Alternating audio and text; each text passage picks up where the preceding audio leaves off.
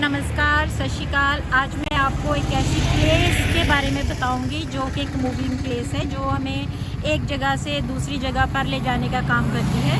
और एक ये प्लेस जो है बड़ी हिस्टोरिकल प्लेस है। यहाँ पर मैं खड़ी हूँ। ये एक हिस्टोरिकल सड़क है। समय समय पर इसके कई नाम पढ़ते रहे, जैसे कईयों ने इसको उत्तरापथ का, कईयों ने इसको राजपथ का नाम दिया, कईयों ने इसको शेरशाह सूरी मार्ग के साथ निवाजा और कईयों ने इसको एट प्रेजेंट जो इसका नाम है वो है नेशनल हाईवे पथ।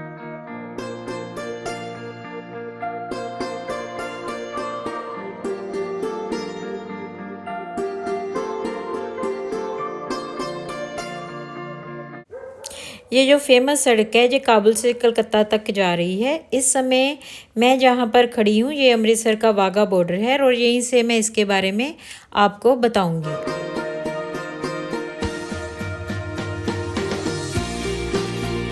पर ये सड़क इतनी वाइड नहीं थी। इसका जो ओरिजिन वाइडनेस थी सिर्फ इतनी थी, ये बस इतना था। अब ये बड़ी होकर जब ये नेशनल हाईवे बनी मॉडर्न टाइम पर ये इतनी वाइड है। जाकर कई स्थानों पर ये वाली सड़क जो है 4 लेन भी बन चुकी है। इस सड़क ने पाकिस्तान, बांग्लादेश और भारत को जोड़ा हुआ है और इस सड़क से सिर्फ वस्तुओं का आदान प्रदान नहीं होता, इसने कई संस्कृतियों को सदियों से जोड़े रखा हुआ है। मौर्य काल से ही ये जो राजमार्ग है, जिसको कि कौटिल्य ने अपने ग्रंथ में अर्थशास्त्र में उत्तर मार्ग का नाम दिया है या उत्तरापथ का नाम दिया है। उसने बताया है कि इसने आर्थिक और राजनीतिक खुशहाली दी थी उस टाइम मौर्य काल को। और मैगनथीस ने भी इंडिका में इसका जिक्र किया और बताया है कि कैसे ये एक सड़क बड़ा ही सुरक्षित मार्ग था। वैसे तो उसने कहा है कि भारत के मार्ग इतने सुरक्षित नहीं थे, लेकिन ये जो नॉर्थ और ईस्ट को जोड़ने वाला मार्ग था, इसकी काफ़ी इसने तारीफ की है। इसके 8 भागों का वर्णन किया है और इसके पूरे डिस्टेंस और किलोमीटर्स का भी उसने इंडिका में वर्णन किया है। इसके अलावा ग्रीक्स और यूनानियों ने भी इस मार्ग को राजमार्ग का नाम देकर सम्मानित किया है। सड़क आगे जाकर बलक को तक्षशिला से भी जोड़ती थी और उसको कौटिल्य ने हुमावत पथ का नाम दिया है। और ऐसे ही अलग अलग नामों से अलग अलग राइटर्स ने, हिस्टोरियंस ने इसको अलग अलग नाम दिए हैं। इस नामों से पता चलता है कि इस सड़क की एंशिएंट टाइम से लेकर अब तक कितनी इम्पोर्टेंस रही है।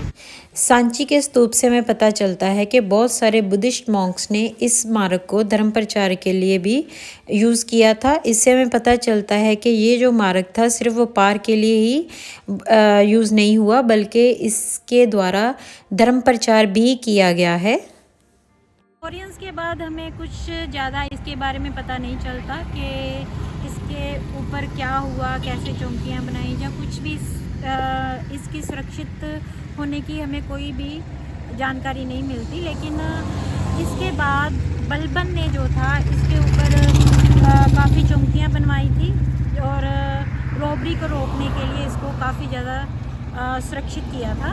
बलबन के बाद हम बात करते हैं 16वीं सदी की, जब शेरशाह सूरी के अधीन ये भारत आया। 1540 से लेकर 1545 तक ऐसी मॉडर्न टेक्निक्स भारत को दी कि इस समय का मॉडर्न इरा भी उसकी नकल करने के लिए मजबूर है। उसने इस सड़क को पूरी तरह से टेक्निकल बनाने की कोशिश की। उसने इस सड़क पर शानदार दरख्त लगवाए, सराहें बनवाई और कोस मीनार भी बनवाए, ताकि आइडेंटिफाई हो सके कि कौन सा एरिया है और उसका कितना डिस्टेंस है। ये कोस मीनार अब भी कई जगह पर मौजूद हैं।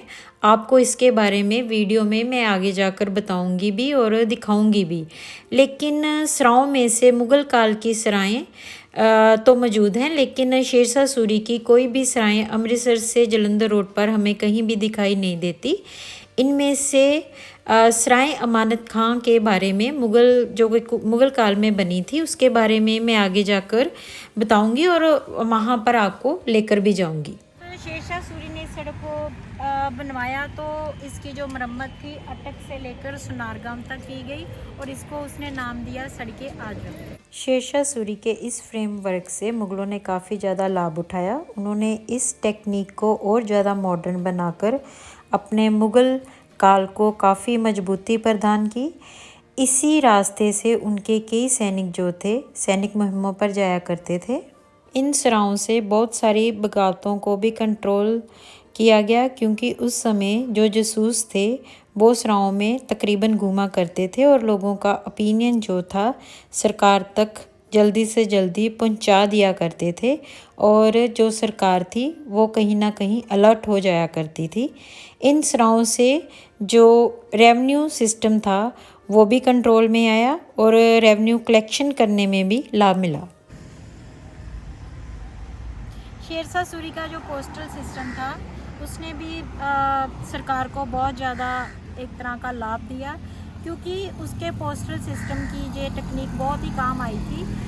जहाँ भी कोस मीनार होते थे वहाँ पर 2 घोड़सवार हमेशा मौजूद रहते थे, जिनका काम था गवर्नमेंट के किसी भी आदेश को लोगों तक पहुँचाना, जहाँ लोगों के किसी भी आदेश को या किसी भी ओपिनियन को सरकार तक पहुँचाना। इस तरह इन कोस मीनारों ने जो था मुग़ल साम्राज्य को और शेरशाह सूरी को चैनलाइज करने में काफ़ी ज़्यादा हेल्प। अब मैं आपको सराय अमानत खां लेकर जाती हूँ, जो कि सरायों में से हमारे पास एक बहुत बड़ा हिस्टोरिकल एविडेंस है। शेरशाह सूरी की बनाई हुई सरायों में से तो हमें कोई भी हिस्टोरिकल एविडेंस नहीं मिलता, ना ही उनकी बनी हुई सरायों का इस टाइम कोई हमें प्रूफ मिल रहा है। लेकिन मुग़लों के टाइम की बनाई हुई एक सराय अभी भी मौजूद है, और ये है सराय अमानत खां, जो कि एक प्रसिद्ध कैलीग्राफर था जिसने कि ताजमहल की कैलीग्राफी की थी। मैं जहाँ पर अमानत खां के बारे में थोड़ा बता दूँ, वो ईरान से माइग्रेट होकर मुग़ल कोर्ट में आया था और उसने ताजमहल की कैलीग्राफी भी की थी, और उसी कैलीग्राफी की एवज में ही ये जगह उसे इनाम में दी गई थी, और उन्होंने यहाँ पे ये एक प्रसिद्ध सराय बनाई, जो कि अब इस सराय के बनने के बाद यहाँ एक बहुत बड़ा जो गांव है वो डेवलप हो चुका है। आप देखिए यहाँ पे कितना बड़ा गांव बन चुका है। और मैं इस सराय की इन सरायों की एक इम्पॉर्टेंट बात ये बताना चाहती हूँ कि इन सरायों में मुसलमान और हिंदुओं को अलग अलग तरीके से ठहराया जाता था, उनकी रिचुअल्स का ध्यान रखते हुए, और एक ये उनकी बड़ी ही न्याय पसंदीदा बात थी।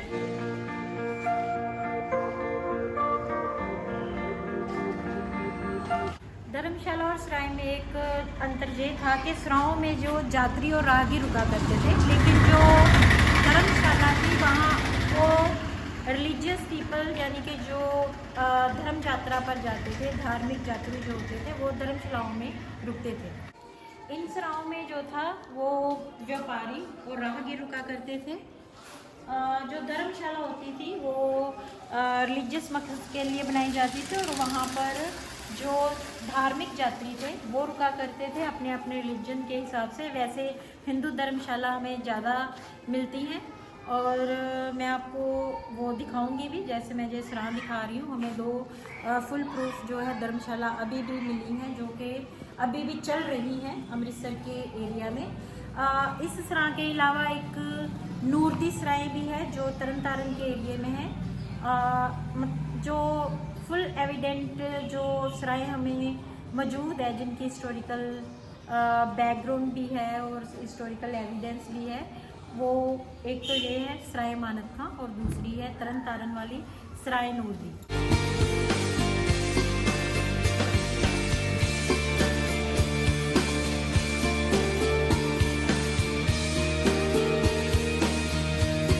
इन सरायों में ऐसे रूम बने होते थे, छोटे छोटे रूम, और इन सरायों की देख रेख के लिए सरकार की तरफ से एक ऑफिसर नियुक्त किया गया होता था, जिसको शाहनार बोलते थे, और उसका जो काम होता था यात्रियों को लंगर पहुंचाना, पानी देना, और उनकी और भी तरीके से कई तरीके से उनकी देखभाल करना।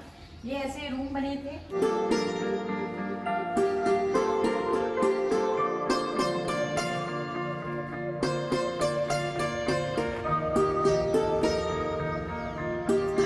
सूरी के टाइम और मुग़लों के टाइम बनी हुई बहुत सी सराय हमें मिलती हैं, लेकिन उनमें से कुछ के तो प्रूफ हमें मिल जाते हैं, लेकिन बहुत सारी सराय जो हैं समय के बहाव में लुप्त हो चुकी हैं। लेकिन इन सरायों से हमें ये पता चलता है कि शेरशाह सूरी के टाइम पर और मुग़लों के टाइम पर यात्रियों का, जहाँ व्यापारियों का कितना ध्यान रखा जाता था ताकि सारे सिस्टम को चैनलाइज किया जाए, क्योंकि ये सिर्फ इकोनॉमिक सोर्सों को ही बढ़ावा नहीं देते थे, एक एडमिनिस्ट्रेशन को भी मजबूत करती थी ये सराय। इनका जो मेन रोल था एडमिनिस्ट्रेशन को मजबूत करने का था, और इससे बहुत सारे जो फ़ायदे थे, हिडनली जो बहुत सारे फ़ायदे थे वो एडमिनिस्ट्रेटिव पर दोनों गवर्नमेंट को मिले, शेरशाह सूरी को भी और मुगलों। हमारी बहुत सी सराहों में से ये एक बची हुई सराह है जिसने कि हमारी ग्लोरियस हिस्ट्री को संभाले हुआ है और एक अनमोल खजाने की तरह है।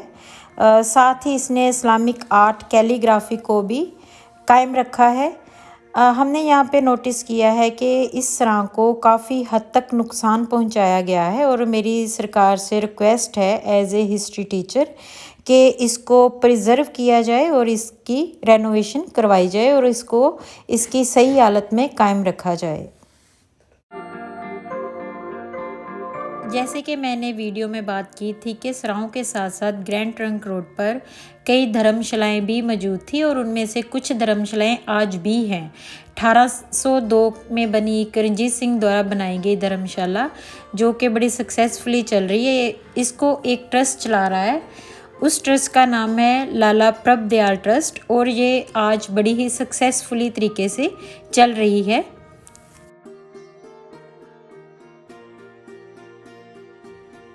इस धर्मशाला के साथ ही थोड़ी दूरी पर स्टेशन के ऑपोजिट एक और धर्मशाला है, जिसके बारे में हमें लोगों से पता चला है, आसपास के लोगों से पता चला है कि ये धर्मशाला अब बंद हो चुकी है कई कारणों से।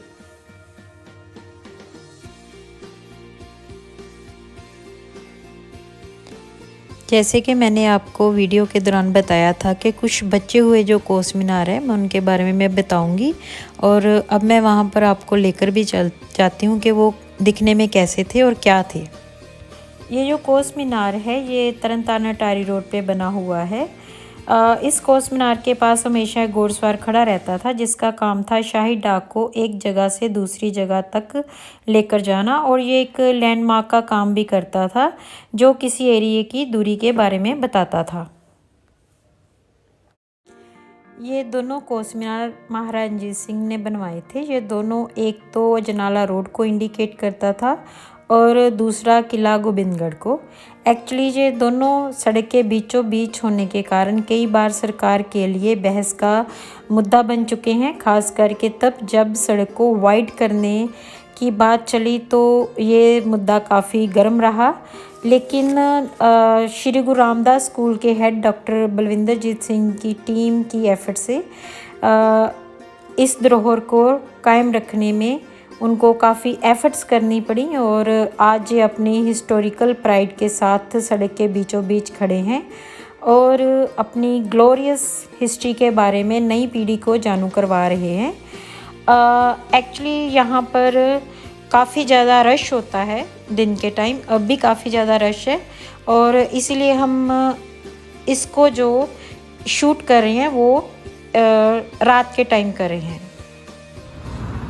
ये अमृतसर का वो वाला पार्ट है जहाँ से जलंधर रोड शुरू होती है और दिल्ली की तरफ जाती है, और यही मेरी वीडियो का, इस वीडियो का एंडिंग पार्ट है। हम अब इस टाइम 8 या 9 का टाइम हो गया है, हम काफ़ी थक चुके हैं। मैंने अपनी फर्स्ट वीडियो में अपनी इंट्रोडक्शन देते हुए कहा था कि मैं कुलकाशी यूनिवर्सिटी में कार्य करती हूँ और वहाँ पर बेसिक साइंस में हिस्ट्री डिपार्टमेंट की एक्चुअली हूँ। तो मेरी दोनों वीडियोस को मेरे बच्चों ने, मेरे स्टूडेंट्स ने और मेरे कलीग्स ने बहुत ज़्यादा लाइक किया है, और स्पेशली जिनकी मुझे सपोर्ट रही वो थे मेरे कॉलेज के डीन डॉक्टर सतनाम सिंह जसल। तो मैं उनका बहुत ज़्यादा थैंक्स करती हूँ, अपने स्टूडेंट्स का थैंक्स करती हूँ इतना ज़्यादा प्यार देने के लिए, और आशा करती हूँ कि मेरी इस वीडियो को भी उतना ही प्यार मिलेगा जितनी कि पहली दोनों वीडियो को मिला है। नेक्स्ट वीडियो काफ़ी जल्दी आएगी और आप प्लीज़ उस वीडियो की वेट करना और उस वीडियो को भी प्यार देना, और ये जो प्रेजेंटली जो वीडियो मैंने अपलोड करनी है इसको भी आप उसी तरह प्यार देना जैसे अपने पहली दोनों वीडियोस को दिया था। और इसके साथ ही मैं अपनी वीडियो की समाप्ति करती हूँ। Thank you so much.